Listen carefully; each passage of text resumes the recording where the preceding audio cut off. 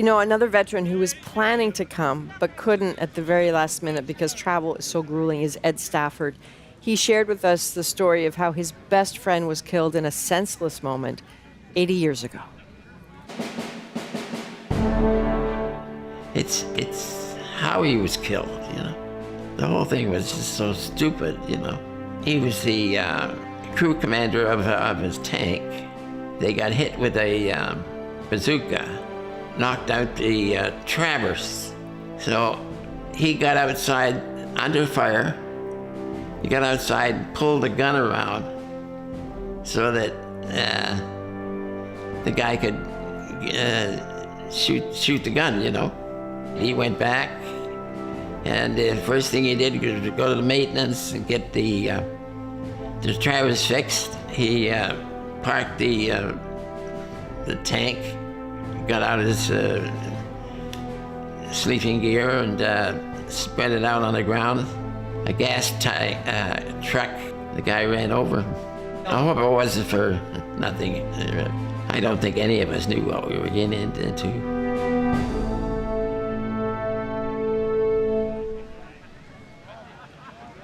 So Ed is 104. Ed was supposed to travel over, just at the last minute wasn't able to. He might be watching this morning, and we know, Ed, you wanted to see your friend Herbie's grave.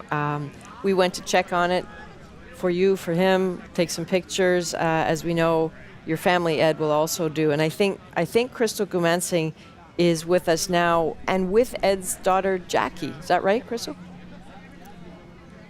That's right, Adrian. This is Jackie Stafford, daughter of Ed, and we were just hearing from your dad, and he was talking about visiting Herbie's grave. Mm-hmm. Of course, you were here for the 70th anniversary. You will be going over to his best friend's grave. You were telling me a little bit earlier, will it be a video call for the service? How will you make sure that your dad is also a part of today?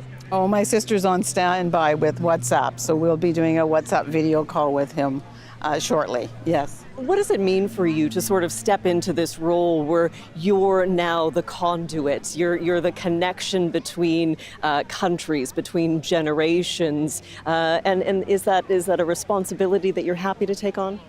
Oh, it's a wonderful responsibility because, you know, my dad and all these World War II veterans are just amazing human beings, and so if I can do something to continue the relationship and ensure that our future generations understand the importance of what they did, then that's a privilege.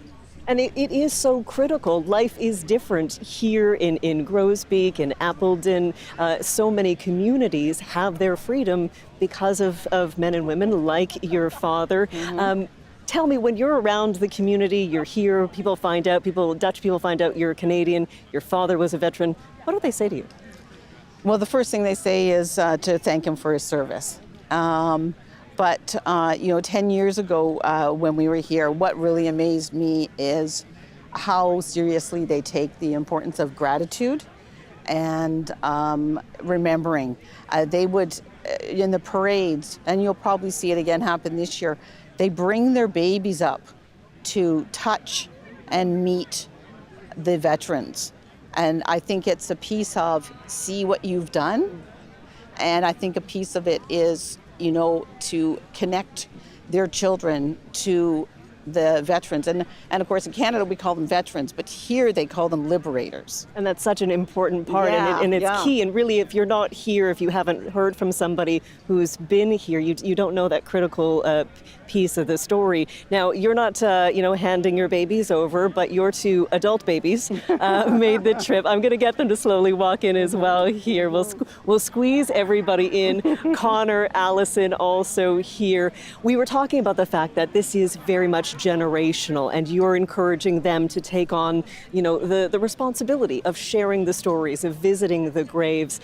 What's it like for you to have them with you this year? Because they weren't here for previous visits. Oh, it's amazing to have them. I think it's been part of their life all through their life, is connecting with their grandfather and understanding the importance of the role that he did as a World War II veteran. Allison became she's a paramedic, and she joined the color guard of the for them so that she could march with my father, because my father's marched in the Canadian the Warriors Day Parade at the CNE every year for 65 years, and so she wanted that chance to be able to march with him, and it's just one example of the different things that my children do to connect with their grandfather and understand the importance of his role as a liberator here, and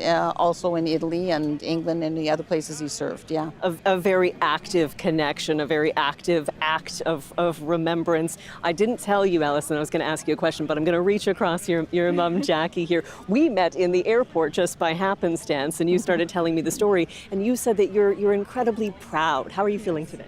Oh, I'm really, really proud to be here, and I'm really proud of him, and I just, I'm holding him with me and thinking about how happy he would be to be here, and happy he would be to know that we're here, following up with his friend, and I just think we're the lucky ones, and you really see there are however many Canadians buried here, and we really are the lucky ones because he got to come home and continue, right? And Jackie, you've been here a number of times, you've done a number of ceremonies. Do you still get emotional? Is it still? Yes, I was at the airport coming in with the 20 veterans who were able to make it, and as soon as they walked in, I started crying. And I just think, seeing them, and they're all so much like my dad. The experiences they've done, the personalities, the sense of humor, the joy that they have in their lives now, and they're all 99 to 105, and their sense of humor and the sense of service that they have to each other and still to the country is inspiring. And we are grateful for it, and grateful for your time here today. Thank you very much. Connor, I kept up my end of the bargain. I did not make you speak on camera. I am very, very grateful that you all came and shared Ed's story with us. So thank you very much. Really appreciate it. Jackie Stafford, Stafford family. We have Alison and Connor. Just some of the voices, some of the active acts of remembrance that we're seeing here at Grovesby Canadian War Cemetery. And, we talk about the emotion of it, Adrian, and it is so emotional, and likely it will get a little more emotional.